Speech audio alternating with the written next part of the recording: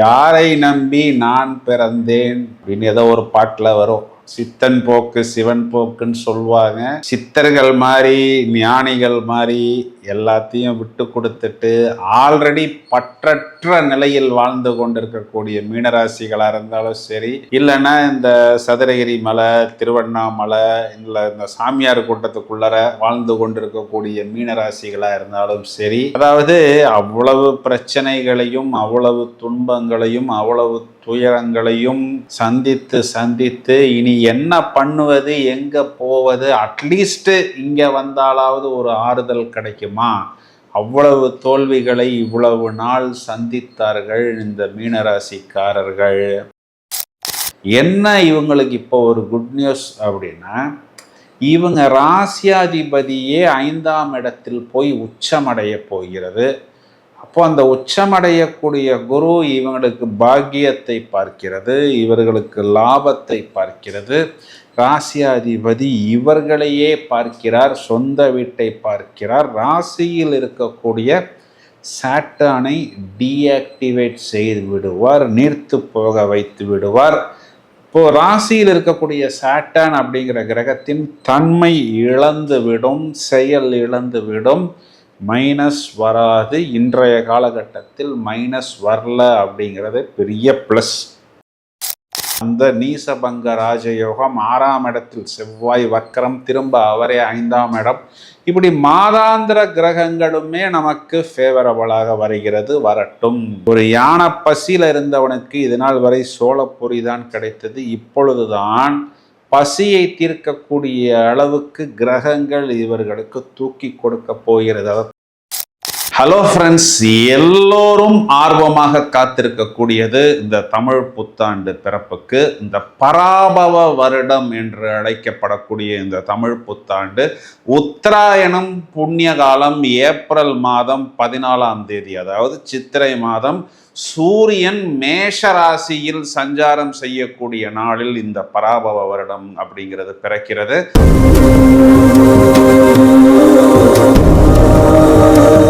இதுல என்னன்னா, இந்த வருடம் பிறந்து 2 மாதத்துக்குள் கோச்சாரத்தில் குரு என்ற கிரகம் வந்து உச்சமடைய போகிறது.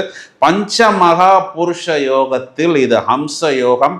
12 வருடத்துக்கு ஒரு முறை தான் குரு என்ற கிரகம் கோச்சாரத்தில் உச்சமடையும். இந்த வருடத்தில் வருடாந்திர கிரகங்கள்ல பார்த்தோம்னா சனி பகவான் அதே மீன ராசியில் தான் சஞ்சாரம் செய்ய இருக்கிறார்.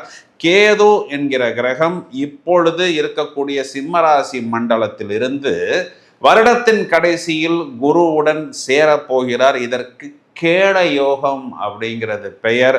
இப்பொழுது கும்பராசியில் இருக்கக்கூடிய ராகு பகவான் வருட கடைசியில் மகர ராசியில் சஞ்சாரம் செய்ய இருக்கிறார். மகர ராகுவிற்கு நிகர ராகு கிடையாது அப்படிங்கிறது ஜோதிட விதி. இப்போ இந்த வருடாந்திர கிரகங்கள் எடுத்துக்கிட்டோம்னா கேது பகவான் குருவுடன் சேர்க்கை, ராகு பகவானுக்கு குருவின் பார்வை, சாட்டர்னுக்கும் குருவின் பார்வை. அனைத்து வருட கிரகங்களையும் குரு என்ற கிரகம் தனது கட்டுக்குள் வைக்கிறார், குரு உச்சமடைகிறார்.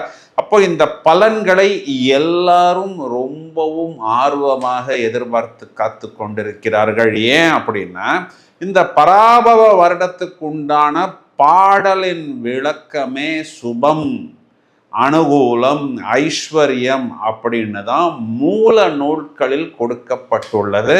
இதில் நிறைய ப்ளஸ் பாயிண்ட்ஸ் இருக்கு. ஆனால் இதில் ஒரு விஷயத்தை கவனிக்கணும். என்னன்னா, ஜூன் மாதம் குரு பயிற்சி ஆன பிறகு இப்பொழுது கோச்சாரத்தில் ராகு பகவானை குரு பார்த்து கொண்டிருக்கிறார். டிசம்பர் மாதம் வரைக்கும் ராகுவிற்கு குருவின் பார்வை மறுக்கப்படுகிறது. இதனை பற்றிய விளக்கம் இந்த பதிவின் முடிவில் சொல்கிறேன். முதலில் உங்களுடைய ராசிக்கு இந்த பராபவ வருடம் என்ன சொல்ல போகிறது என்பதை விவரமாக காண்போம்.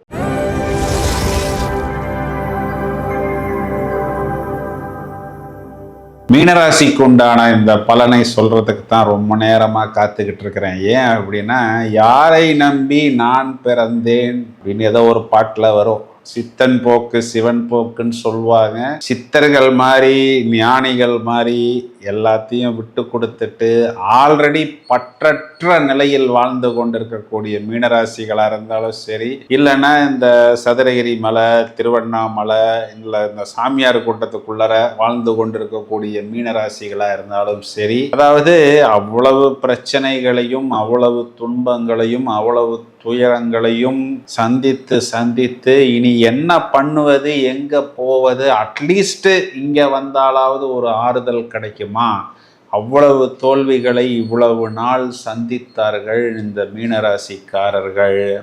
அவர்களுடைய கர்மாவில் என்னென்ன கஷ்டம், அதாவது ஒரு 50 வருஷத்தில் ஒரு நபர் சந்திக்க வேண்டிய கஷ்டத்தை ஒரு 2 வருஷம் 3 வருஷத்தில் சந்தித்தால் என்ன ஆகுமோ, டோட்டலாகவே நிராயுத பாணி அப்படின்னு சொல்கிறோம் பாருங்களேன்.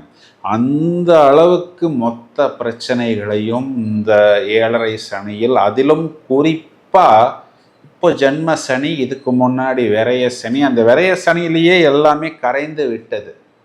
அட்லீஸ்ட் அந்த சில்லற காசாவது பாக்கெட்டில் இருக்குமான்னு பார்த்தா அதுவும் கூட இல்லைங்கிற அளவுக்கு இவர்களுக்கு பிரச்சனைகள் வந்து விட்டது.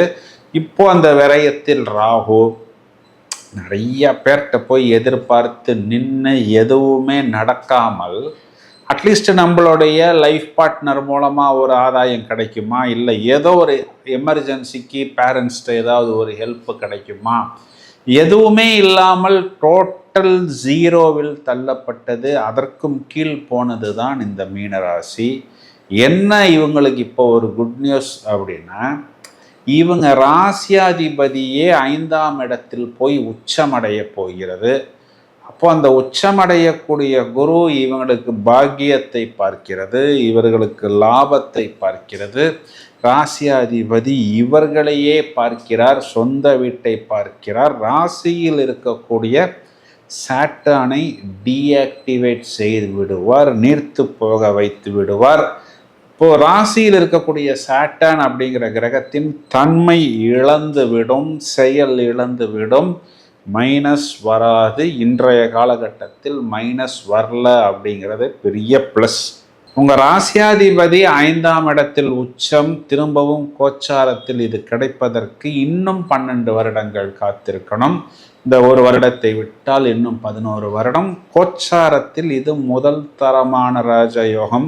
உங்கள் ராசியாதிபதி 10ஆம் அதிபதி 9ஆம் வீட்டை பார்ப்பது தர்ம கர்மாதிபதி யோகம். அவரே லாபஸ்தானத்தை பார்ப்பதால் அவரே லாபஸ்தானத்தையும் உங்களையும் பார்க்க போகிறார். அப்போ எங்கெல்லாம் நாம் அடிபட்டோமோ, எங்கெல்லாம் நாம் உதைப்பட்டோமோ, எங்கெல்லாம் நாம் மிதிப்பட்டோமோ, அவமானப்பட்டோமோ, அங்கெல்லாம் நாமே நம்மை சீர்தூக்கி கொள்வது, நம்மை சரிப்படுத்தி கொள்வது, நாம் இழந்த விஷயங்களை கண்டிப்பாக பெறுவது, அதை பாக்கியமாக எடுத்து அதன் மூலம் லாபம் பெறுவது, இது தனியாக நமக்கு மட்டும் வரக்கூடிய ப்ளஸ்ஸு கிடையாது.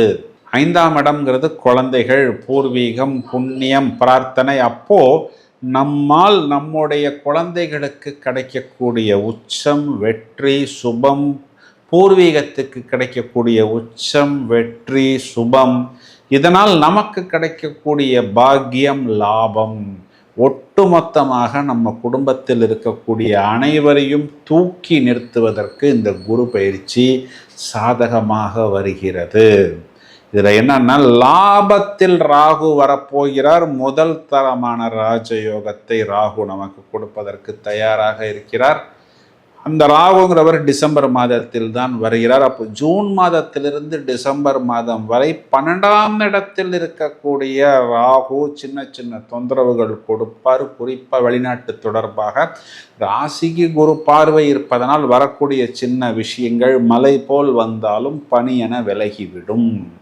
மாதாந்திர கிரகங்களில் முதல்ல செவ்வாய் ஆட்சி, பிறகு சூரியன் உச்சம், பிறகு இந்த செவ்வாய் சூரியன் 3ஆம் இடம், 4ஆம் இடத்தில் நிஷ்பலம், 5ஆம் இடத்தில் செவ்வாய்க்கு அது பிறகு கிடைக்கக்கூடிய அந்த நீசபங்க ராஜயோகம், 6ஆம் இடத்தில் செவ்வாய் வக்கரம், திரும்ப அவரே 5ஆம் இடம்.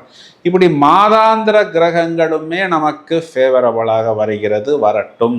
ஒரு யானை பசியில் இருந்தவனுக்கு இதனால் வரை சோளப்பொறி தான் கிடைத்தது. இப்பொழுதுதான் பசியை தீர்க்கக்கூடிய அளவுக்கு கிரகங்கள் இவர்களுக்கு தூக்கி கொடுக்க போகிறது. அதைத்தான் நான் சொல்வேன். ரொம்ப தாகத்தில் இருப்பவருக்குத்தான் அந்த தண்ணியின் அருமை தெரியும். ரொம்பவும் பசியில் இருப்பவருக்குத்தான் அந்த உணவின் அருமை தெரியும்.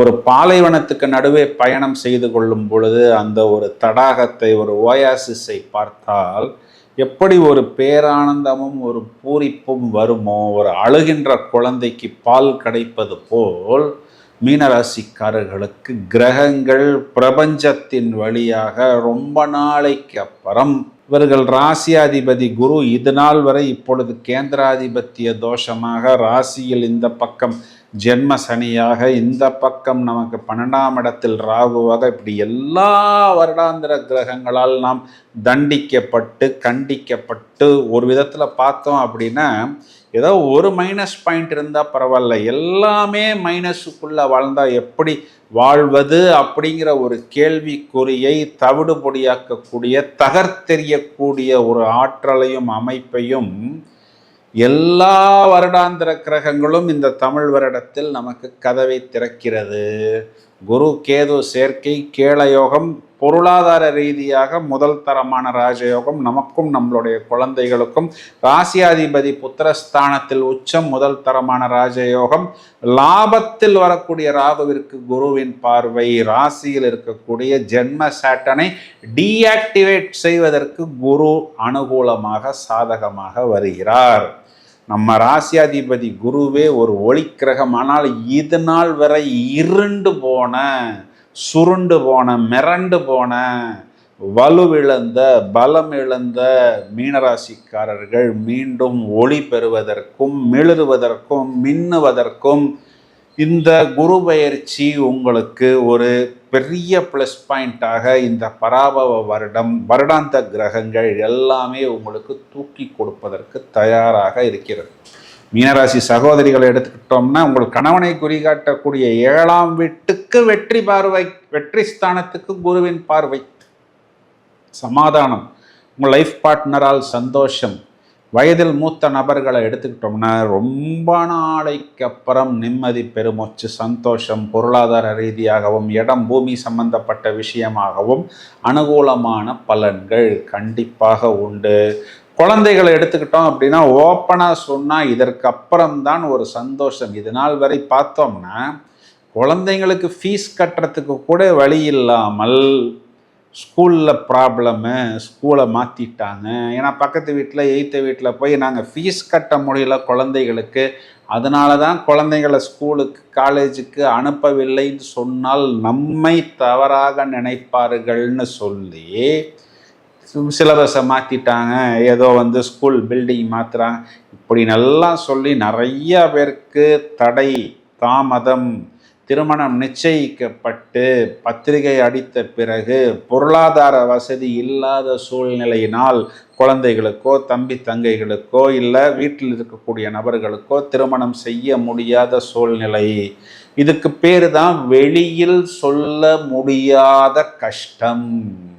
இதெல்லாம் தோல்வி, அவமானம், இதெல்லாம் ஒரு விரக்தியின் உச்சநிலை. இதிலிருந்தெல்லாம் நமக்கு விடுதலை கொடுப்பதற்கு, ரொம்ப நாளைக்கு பிறகு சிரிப்பதற்கு, சந்தோஷத்துக்கு இந்த குரு பயிற்சி தமிழ் வருடத்தில் முதல் தரமான ராஜயோகத்தை மீனராசிக்கு கொடுப்பதற்கு தயாராக இருக்கிறது. குறிப்பாக கவனிக்க வேண்டியது என்னன்னா, இந்த ஜூன்லேருந்து டிசம்பர் வரை 12ஆம் இடத்தில் இருக்கக்கூடிய ராகுவிற்கு குருவின் பார்வை மறுக்கப்படுகிறது. இது காலகட்டங்களில் வெளிநாடு தொடர்பில் நாம் செய்யக்கூடிய முதலீடுகள், வேலை வாய்ப்புகள், இல்லைனா அங்கே போய் நாம் குடியேறுவது, இதிலெல்லாம் கொஞ்சம் கூடுதல் கவனம் எடுத்துக்கொள்ள வேண்டும். மேலும் இப்போ இந்த பதிவின் தொடக்கத்தில் நான் ஒரு விஷயம் சொல்லியிருந்தேன். என்ன அப்படின்னா, குரு பகவான் ஜூன் மாதம் கடகமனைக்கு வந்தாலும் ராகு பகவான் அதே கும்பராசியில்தான் டிசம்பர் மாதம் வரை இருக்கிறார். டிசம்பர் மாதத்தின் கடைசியில் தான் அவர் மகரத்துக்கு வரப்போகிறார். அப்போ ஜூன்லேருந்து டிசம்பர் வரைக்கும் ராகுங்கிறவருக்கு குருவின், அதாவது ஒரு சுபகிரகத்தின் பார்வை இழந்து விடுகிறார். அப்போ அவர் என்ன பண்ணுவார்னா, தனிச்சையாக செயல்படுவார், யாருடைய கட்டுப்பாட்டுக்குள்ளும் வரமாட்டார், தலைவிரித்து ஆடுவார். அவர் தூக்கி கொடுத்தாலும் ஒரேடியா தூக்கி கொடுப்பார், இல்ல தாக்கணும்னாலும் ஒரேடியா தாக்குவார். இப்போ உங்களுக்கு ராகு பகவான் என்ன செய்ய போகிறார் அப்படிங்கிறத இந்த பதிவில் சேர்க்காமல் ஒரு தனிப்பதிவாக வெகு சீக்கிரத்தில் நாங்கள் வெளியிடுவதற்கு தயாராக இருக்கிறோம். எனவே we request you to remain subscribed. மேலும் இந்த பதிவை உங்களது நண்பர்களுக்கும் உறவினர்களுக்கும் ஷேர் செய்யுங்கள். தொடர்ந்து இணைப்பில் இருங்கள். Thank you friends.